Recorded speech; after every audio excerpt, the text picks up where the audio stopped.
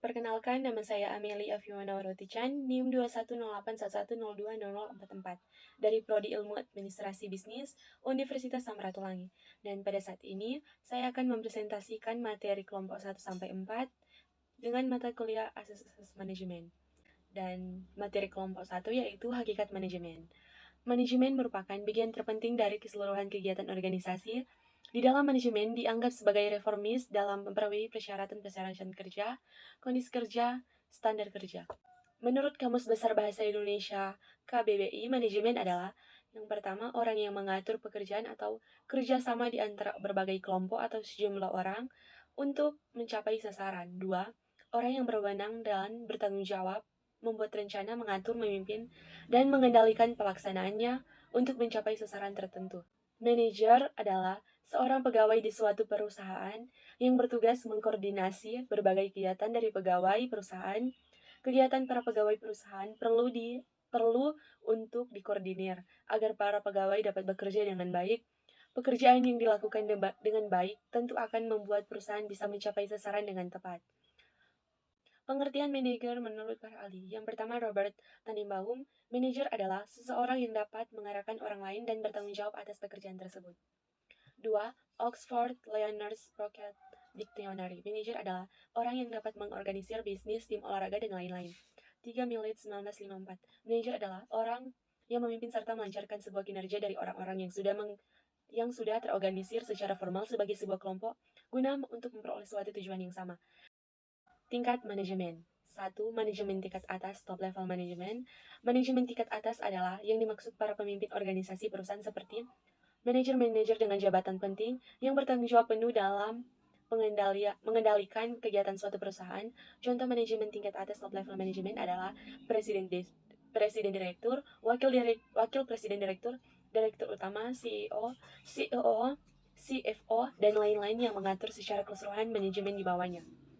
2. Manajemen tingkat menengah, middle level management. Manajemen tingkat ini adalah manajer yang satu tingkat di bawah manajer tingkat atas. Manajer di tingkat ini bertanggung jawab untuk melaksanakan rencana dan kebijakan yang telah dirumuskan oleh manajemen tingkat atas. Manajemen tingkat menengah juga bertindak sebagai penghubung antara manajemen tingkat atas dan manajemen tingkat bawah dalam mengelola setiap kebijakan memaksimalkan visi perusahaan. Contoh dari penggerak pemegang jabatan pada tingkat ini diantaranya adalah General Manager, Regional Manager atau Manajer Divisi, Factory Manager yang bertugas dalam membuat perencanaan, membuat kebijakan, mengatur sumber daya di setiap divisi masing-masing. 3. Manajemen tingkat pertama, First Level Management. Manajemen tingkat pertama ini bertanggung jawab langsung di lapangan atas operasional atau pekerjaan yang dilakukan harinya oleh para karyawannya. Contoh manajer tingkat pertama pada tingkat ini biasanya contoh jabatannya seperti Departemen Manager, Supervisor, Foreman, dan sebagainya yang memiliki wewenang terbatas dan lingkup kerjanya sesuai di bagian masing-masing divisi. Keterampilan manajemen. Robert L. Katz pada tahun 1970-an mengemukakan bahwa setiap manajer membutuhkan minimal 3 keterampilan dasar. Ketiga keterampilan dasar tersebut adalah pertama, keterampilan konseptual. Manajer tingkat atas, top manager, harus memiliki keterampilan untuk membuat konsep, ide, gagasan, dan demi kemajuan organisasi. Gagasan atau ide serta konsep tersebut kemudian haruslah dijabarkan menjadi suatu rencana kegiatan untuk mewujudkan gagasan atau konsep. Penjabaran ide menjadi suatu rencana kerja yang konkret itu biasanya disebut sebagai proses perencanaan atau planning. Oleh karena itu, keterampilan konseptual juga merupakan keterampilan untuk membuat rencana kerja. 2. Keterampilan berhubungan dengan orang lain. Selain kemampuan konseptual, manajer juga perlu dilengkapi dengan keterampilan berkomunikasi atau keterampilan berhubungan dengan orang lain, yang disebut juga keterampilan kemanusiaan. Komunikasi yang persuasif harus selalu diciptakan oleh manajer terhadap bawahan yang dipimpinnya dengan komunikasi yang persuasif, bersahabat, dan kebapakan akan membuat karyawan merasa dihargai dan kemudian mereka akan bersikap terbuka kepada atasan. Keterampilan berkomunikasi diperlukan baik pada tingkat manajemen atas, menengah maupun bawah. 3. Keterampilan teknis. Keterampilan ini pada umumnya merupakan bekal bagi manajer pada tingkat yang lebih rendah. Keterampilan teknis ini merupakan kemampuan menjalankan suatu pekerjaan tertentu, misalnya menggunakan program komputer, memperbaiki mesin, membuat kursi akuntansi, dan lain-lain. Selanjutnya, materi kelompok 2, perkembangan pemikiran manajemen dan lingkungan manajerial. Perkembangan pemikiran Manajemen, sejarah manajemen. Kata manajemen berasal dari bahasa Italia manager yang berarti mengendalikan. Kata ini mendapat pengaruh dari bahasa Prancis manage yang berarti yang berarti kepemilikan kuda, yang berasal dari bahasa Inggris yang berarti seni mengendalikan kuda, di mana istilah Inggris ini juga berasal dari bahasa Italia. Bahasa Prancis lalu mengadopsi kata ini dari bahasa Inggris yang menjadi manajemen, yang memiliki arti seni melaksanakan mengatur. Sesungguhnya manajemen sudah ada sejak dahulu. Salah satu bukti adalah piramida Mesir. Sejarah keilmuan manajemen baru terumuskan kurang lebih di abad 18 atau awal abad 19 Masehi. Di antara tokoh-tokoh yang bermula memperkenalkan manajemen secara keilmuan adalah Robert Owen 1771 sampai 1858 dan Charles Babbage 1972 sampai 1871. Owen, seorang pembaru dan industrial dari Inggris, adalah di antara tokoh pertama yang menanyakan perlunya sumber daya manusia di dalam organisasi dan kesejahteraan pekerja. Satu, perkembangan pemikiran manajemen klasik. Teori manajemen klasik terbentuk sebagai upaya menemukan secara terbaik untuk memanajemen dan mengerjakan pekerjaan. Aliran manajemen klasik terdiri atas dua cabang, aliran saintifik klasik dan aliran administrasi klasik. Aliran saintifik klasik. Aliran ini muncul akibat adanya kebutuhan untuk meningkatkan produktivitas dan efisiensi. B. Aliran administrasi klasik. Tak kala aliran saintifik klasik fokus pada produktivitas individual pekerja, aliran administrasi klasik berkonsentrasi pada organisasi secara keseluruhan. 2. Perkembangan pemikiran manajemen neoklasik. Teori neoklasik menamakan anggapan bahwa manusia itu adalah makhluk sosial yang sangat perlu menanyakan ambisi dan yang menjadi tujuan hidupnya. Tokoh yang mengembangkan teori ini menyatakan bahwa hakikat organisasi. Teori neoklasik juga muncul diawali dengan adanya inspirasi percobaan yang dilakukan di pabrik Hawthorne tahun 1924 milik perusahaan. Teori ini dinilai tidak lagi didasarkan pada nilai kerja atau biaya produksi, tetapi beralih pada kepuasan manajerial.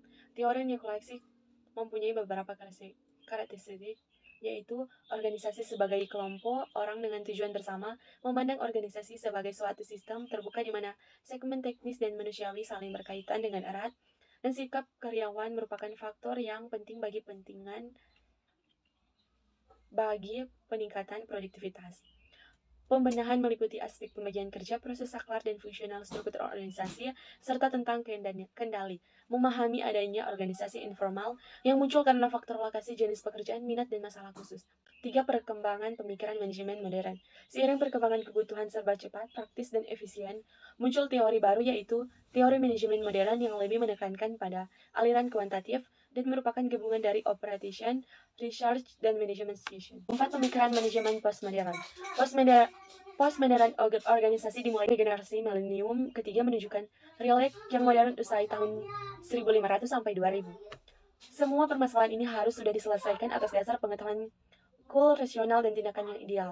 Menurut Max Weber, rasul dari birokrasi, prediksi sesudah pada awal tahun dari abad ke-20 orang yang telah perangkat di dalam kandang besi yang disebut nasionalitas, di mana organisasi yang modern dan birokrasi yang menekankan perbedaan antara pemikiran dan bertindak dengan tujuan efisiensi dengan peringkat hasil. Postmodern manajemen secara sistematik menjelaskan perbedaan antara perilaku organisasi birokrasi dan keanggotaan organisasi, seperti kemitraan birokrasi cenderung mendapatkan pekerjaan yang lebih kaku dan perilaku definisi karena mereka menggunakan pembeli penjual untuk mengatur hubungan luas. Hal penyerapan tenaga kerja, karyawan biasanya disewa untuk melakukan pekerjaan tertentu pada tingkat tertentu, dan karena itu membayar karyawan identitas status dan membayar selain peran, semuanya terikat dengan pekerja di mana karyawan di bawah anggota. B. Lingkungan manajerial. Menurut Kamus Besar Bahasa Indonesia, manajerial adalah orang yang mengatur pekerjaan atau kerjasama di antara berbagai kelompok atau sejumlah orang yang mencapai sasaran. Juga diartikan sebagai orang yang berwenang dan bertanggung jawab, membuat rencana, mengatur, memimpin, dan mengendalikan pelaksanaannya untuk mencapai sasaran tertentu. Sedangkan lingkungan adalah sesuatu yang berada di sekitar organisasi yang dapat memberikan pengaruh terhadap organisasi tersebut baik secara langsung maupun tidak langsung. Materi kelompok 3, pemecahan masalah dan pengambilan keputusan. Pengertian pemecahan masalah, Polya dalam Red 2000, mengemukakan pemecahan masalah berarti mencari jalan keluar dari sebuah kesulitan, salah satu cara keluar dari rintangan mencapai suatu tujuan yang seketika seketika dapat dimengerti. Menurut Rahmat 2005, berpikir dilakukan dengan memahami realitas, rangka pengambilan keputusan, pemecahan masalah, dan menghasilkan hal yang baru. Adapun proses berpikir secara normal menurut Salso dalam Surhanan 2005 dan meliputi 3 komponennya, yaitu adalah aktivitas kognitif yang terjadi dalam mental atau pikiran seseorang, tidak tampak tetapi dapat disimpulkan berdasarkan perilaku yang tampak. B. Berpikir merupakan suatu proses yang melibatkan beberapa manipulasi pengetahuan di dalam sistem kognitif. C. Aktivitas berpikir diarahkan untuk menghasilkan pemecahan masalah. Berdasarkan uraian di atas, maka dapat dipahami bahwa pemecahan masalah merupakan usaha untuk menemukan jawaban atau penyelesaian atas suatu proses dan terlebih dahulu mengetahui gambaran karakteristik masalah yang dihadapi. Definisi keputusan. Definisi pengambilan keputusan mengandung 3 arti. Pertama, pilihan atas dasar logika atas pertimbangan. Kedua, sementara arti. Yang ketiga, tujuan yang ingin dicapai dari keputusan tersebut. Maka pengertian teori pengambilan keputusan adalah sebuah pemecahan masalah untuk memilih satu alternatif dari beberapa pilihan alternatif yang tersedia.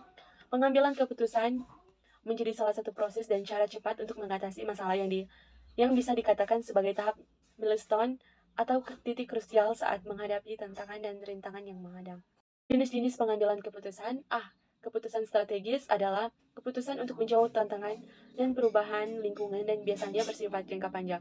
Keputusan ini diambil oleh manajemen atas. B. Keputusan administratif taktik. Keputusan administratif adalah keputusan yang berkaitan dengan pengelolaan sumber daya keuangan teknik. Keputusan ini diambil oleh manajemen menengah. Keputusan operasional adalah keputusan yang berkaitan dengan kegiatan operasional sehari-hari. Keputusan ini diambil oleh manajemen bawah. Materi kelompok 4 yaitu perencanaan. Pengertian perencanaan planning. Perencanaan planning adalah fungsi dasar fundamental manajemen karena organizing, staffing, directing, dan controlling pun harus terlebih dahulu direncanakan. Perencanaan ini adalah dinamis. Perencanaan ini ditunjukkan pada masa depan yang penuh dengan ketidakpastian karena adanya perubahan kondisi ini. Situasi perencanaan diproses oleh perencanaan, hasilnya menjadi rencana. Perencanaan adalah suatu proses untuk menentukan rencana. Produk dari perencanaan adalah perencanaan dan rencana sangat penting karena 1. Tanpa perencanaan dan rencana berarti tidak ada tujuan yang ingin dicapai. 2. Tanpa perencanaan dan rencana tidak ada pedoman pelaksanaan sehingga banyak pemborosan. 3. Rencana adalah dasar pengendalian karena tanpa ada rencana pengendalian tidak dapat dilakukan. 4. Tanpa perencanaan dan rencana berarti tidak ada keputusan dan proses manajemen pun tidak ada.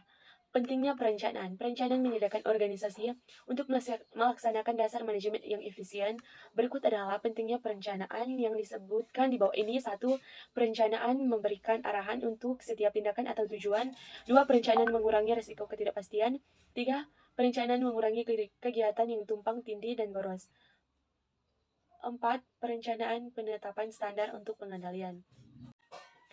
Proses perencanaan. 1. Penetapan target atau tujuan. Perencanaan dimulai dengan keputusan-keputusan tentang keinginan atau kebutuhan organisasi atau kelompok kerja. 2. Merumuskan keadaan ini. Pemahaman akan posisi atau keadaan organisasi sekarang ini daripada tujuan yang hendak dicapai atau sumber daya yang tersedia untuk mencapai tujuan merupakan hal penting karena tujuan dan rencana menyangkut waktu yang akan datang. 3. Mengidentifikasi kemudahan dan hambatan. Segala kekuatan dan kelemahan serta kemudahan dan hambatan perlu diidentifikasi untuk mengukur kemampuan organisasi. Hambatan dalam penetapan rencana. 1. Tujuan tidak tepat. Tujuan yang tidak dapat mempunyai banyak bentuk. Membayar dividen yang besar kepada pemegang saham mungkin tidak jika dananya didapatkan dengan mengorbankan penelitian dan pengembangan tujuan. Mungkin juga tidak jika tujuan tersebut tidak dicapai. 2. Sistem penghargaan yang tidak dapat dalam beberapa lingkungan. Sistem penghargaan yang tidak dapat merupakan hambatan dalam penetapan tujuan perencanaan. Lingkungan yang dinamis. 3. Lingkungan yang dinamis dan kompleksif. 3. Lingkungan yang dinamis dan kompleks sifat dan dari suatu lingkungan organisasi juga merupakan hambatan bagi penetapan tujuan dan perencanaan yang efektif. 4. Keengganan untuk menetapkan tujuan. Hambatan lain terhadap perencanaan yang efektif adalah tujuan bagi mereka sendiri untuk unit-unit yang merupakan tanggung jawab mereka. 5. Penolakan terhadap perubahan. Hambatan lain dan dalam menetapkan tujuan dan perencanaan adalah penolakan terhadap perubahan. 6. Keterbatasan yang membatasi apa yang dilakukan organisasi merupakan hambatan utama yang lain. Mengatasi hambatan perencanaan, yang pertama, pemahaman maksud tujuan dan rencana. Salah satu cara terbaik untuk melancar penetapan tujuan dan proses perencanaan adalah dengan maksud dasarnya. 2. Komunikasi dan partisipasi. Meskipun mungkin dibuat pada tingkat tinggi, tujuan dan perencanaan tersebut harus dikomunikasikan kepada pihak yang lain dalam organisasi. 3. Konsistensi, revisi, dan pembaruan tujuan seharusnya konsisten baik secara horizontal maupun secara vertikal. 4. Penghargaan yang efektif. Secara umum, orang seharusnya diberi penghargaan baik karena menetapkan tujuan dan rencana yang efektif maupun karena hasil mencapainya. Demikian presentasi saya. Terima kasih.